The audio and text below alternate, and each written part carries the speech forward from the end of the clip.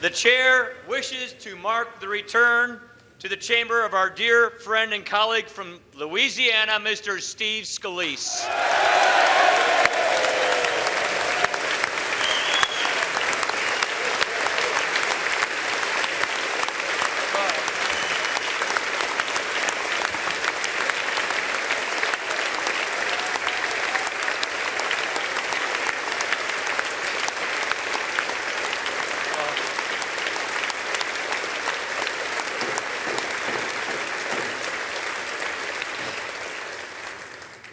Our prayers have been answered. His bravery and his family's strength have been such an inspiration to this House and to the people it serves. America is grateful for this moment. The chair now proudly asks, for what purpose does the gentleman from Louisiana seek recognition? To speak out of order, Mr. Speaker.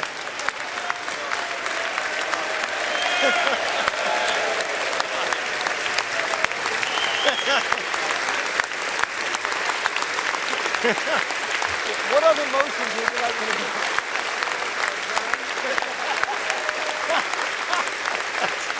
Not the one on the The gentleman is recognized for as much time as he may consume. Wow, thank you, Mr. Speaker. You have no idea how great this feels to be back here at work in the People's House.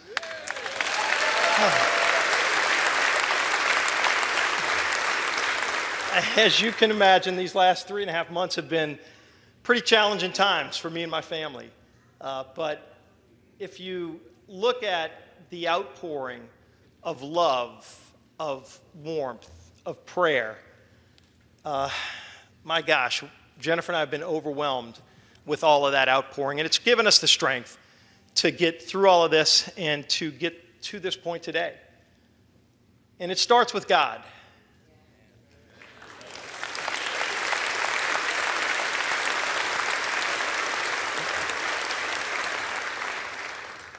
When I was laying out on that ball field, the first thing I did once I was down and I couldn't move anymore is I just started to pray. And I will tell you, it gave me an unbelievable sense of calm, knowing that at that point it was in God's hands. But I prayed for very specific things. And I will tell you, pretty much every one of those prayers was answered. And they were some pretty challenging prayers I was putting in God's hands. But He really did deliver for me and my family, and it just gives you that renewed faith in understanding that the power of prayer is something that you just cannot underestimate.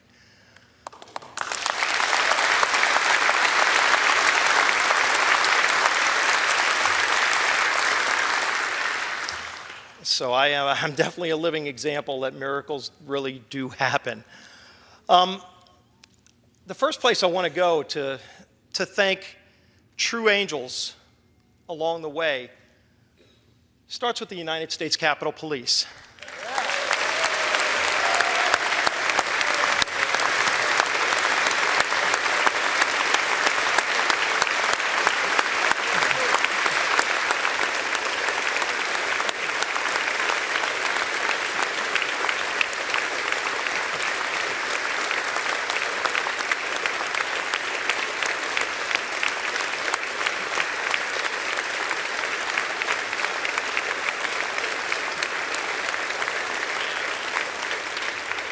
When I was elected Majority Whip, as you know, the elected leadership has a security detail. And if anybody ever wondered why we're assigned security detail, I surely found out that day. And let me tell you, I want to specifically mention Crystal Griner and David Bailey.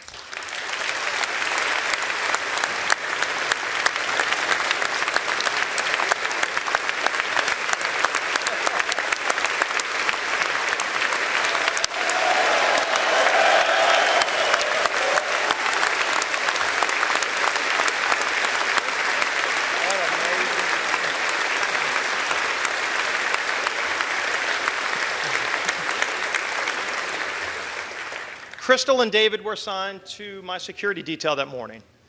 And day in and day out, they're part of our family. Jennifer and I truly do treat them as part of our family because they're with us everywhere we go. And on that day, it was no different. On June 14th, they came 6:30 in the morning. We arrived at the baseball field just to play and practice for a game of charity baseball. And nobody would have suspected what ensued. And yet, as soon as those shots were fired, I'll tell you, when I was laying on the ground, one of the things I prayed for is that David and Crystal would be successful in carrying out their duties. And both David and Crystal are incredibly well-trained, incredibly professional. But when I was laying there, not long after the first couple of shots were fired, I could hear a different caliber of weapon. And that told me that they had immediately engaged the shooter. And let me tell you, if they didn't act so quickly, and even after being shot both themselves, continued to engage the shooter and ultimately got him down, which not only saved my life, but saved the life of a lot of other people that are here in this chamber today. Crystal couldn't be with us today, but David Bailey is with us. David, you are my hero. You saved my life. And thank you so much.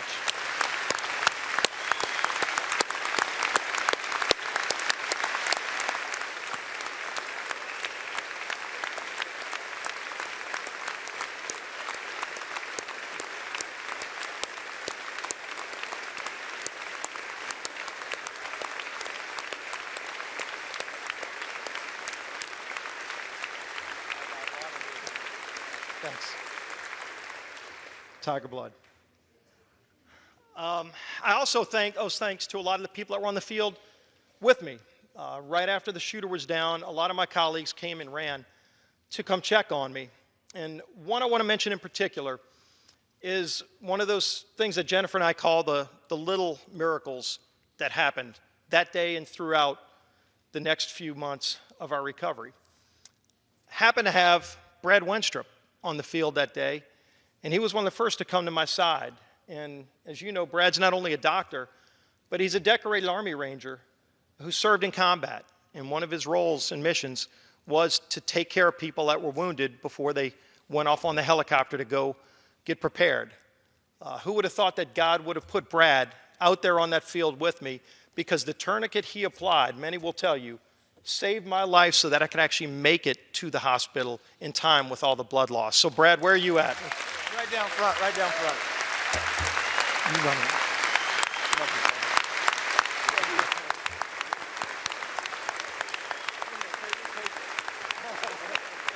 I'm glad I made it back.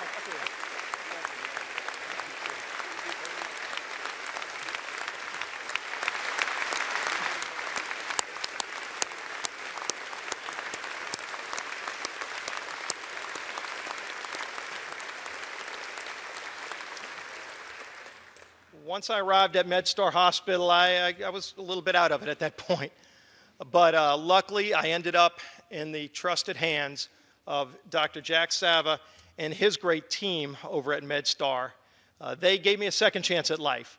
And through many, many surgeries, where my life was truly in the balance, a few of those, they did a wonderful job at making sure that I was well taken care of and ultimately made it through that point so I could get to Dr. Golden and his team, who actually put me back together again, which was quite a task, to the point where I'm actually able to relearn how to walk again. So Dr.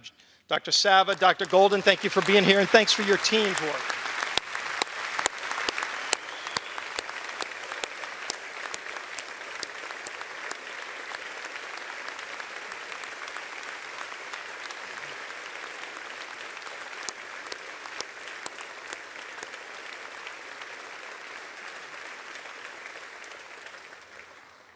Above all else, I want to thank my lovely wife, Jennifer.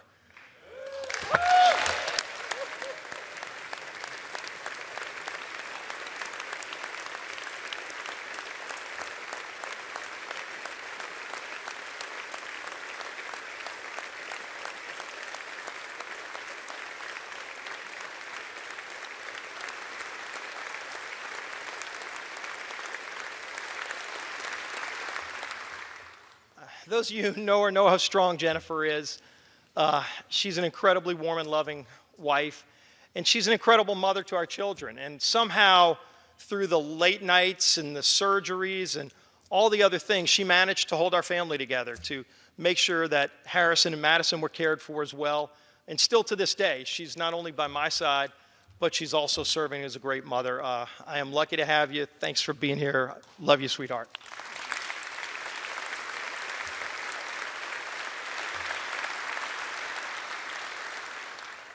And while it's been a challenging time for my family, the thing that really overwhelmed us from the start was the outpouring of love and warmth and prayers. From Southeast Louisiana, the district that I represent, we saw blood drives at St. Catherine. We saw prayer groups at First United Methodist Church in Slidell. But what we also saw were prayer groups and well wishes being given from people that we'd never met before throughout all of your districts. And you shared it with me.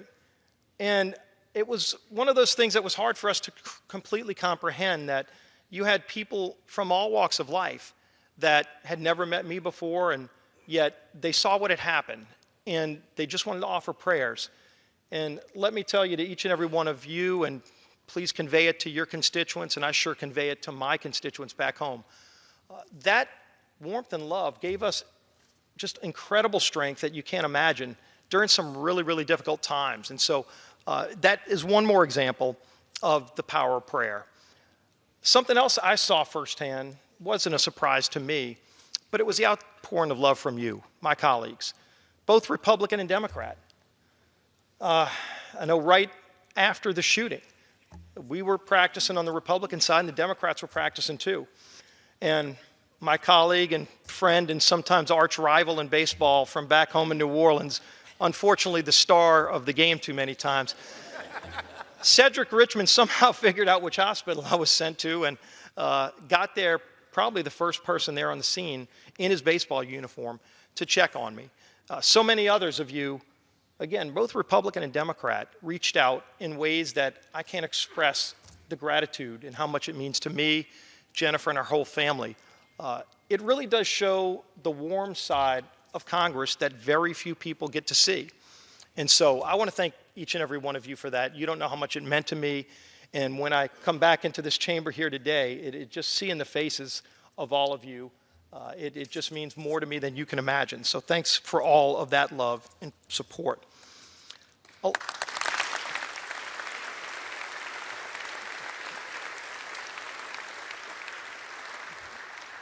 A lot of people ask, did this event change you?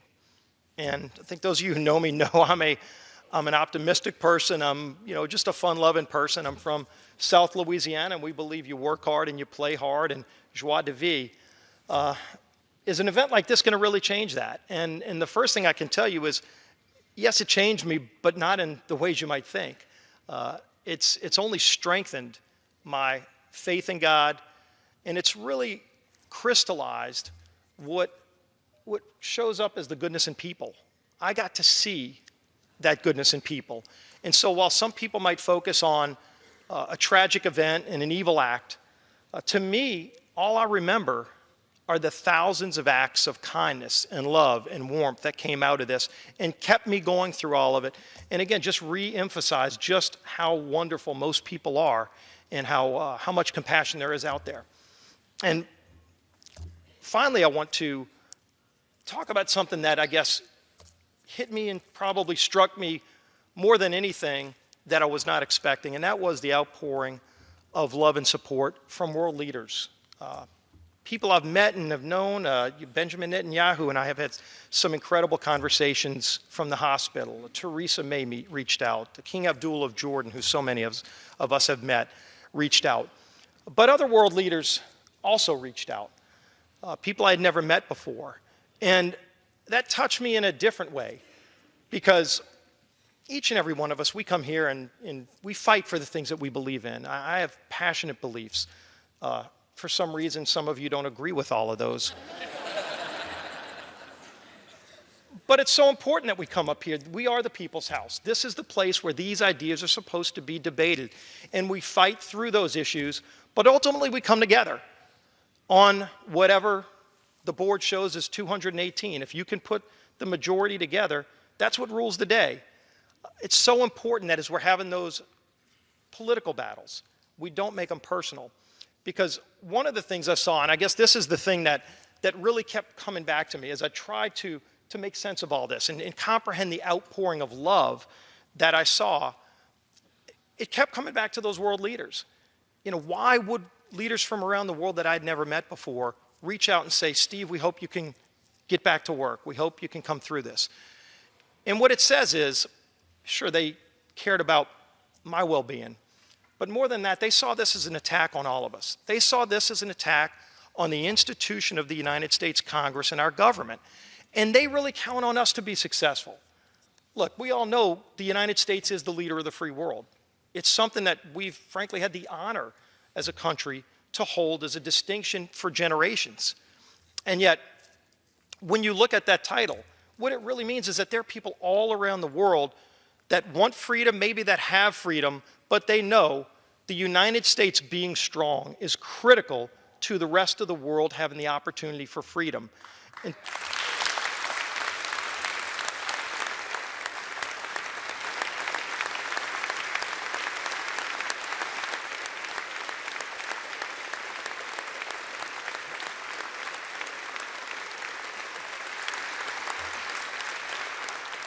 but that's why I'm so excited to be back, because as we're fighting through the issues of the day, let's just keep in mind that we rise above the challenges of the day and understand that it's not just us and our constituents and the country, the United States, that's counting on us being successful.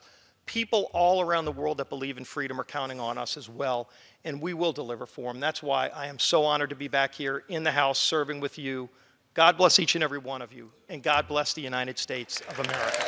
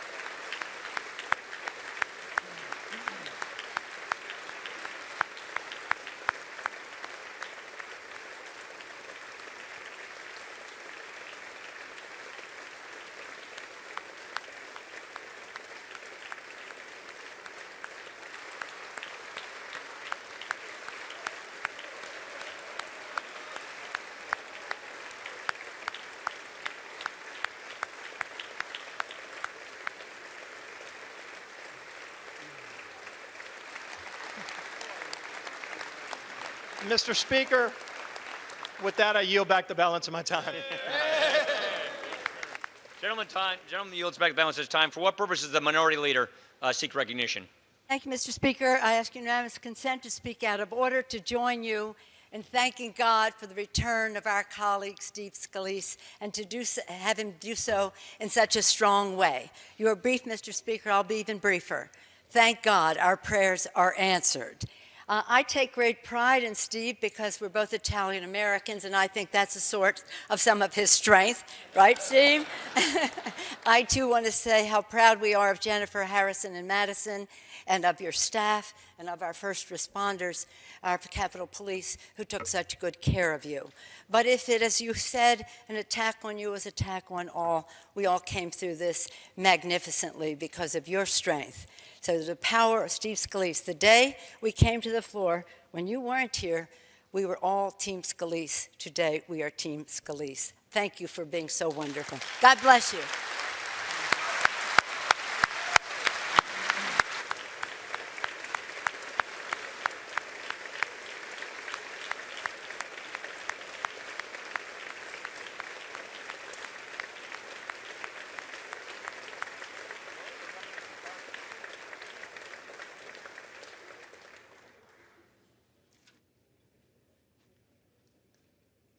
Objection. 5-minute voting will continue. The question is on passage of the bill. Those in favor say aye. Those opposed say no. The ayes have it. The bill is passed. Gentleman from California. The yeas and nays are requested. Those favoring a vote by the yeas and nays will rise. A sufficient number having risen, the yeas and nays are ordered. Members will record their votes by electronic device.